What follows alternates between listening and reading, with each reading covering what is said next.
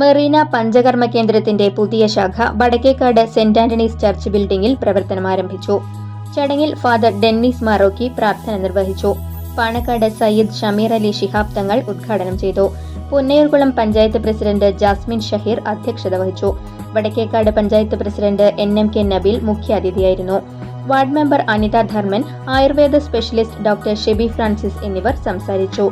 തലനീരിറക്കം, disc തകരാറുകൾ, കുട്ടികളിലെ allergy, asthma, സ്ത്രീകളിലെ PCOD, ഗർഭാശയമുഴ തുടങ്ങിയവയ്ക്കുള്ള ചികിത്സകളും പ്രസവരക്ഷാ പരിചരണവും ഇവിടെ ലഭിക്കും.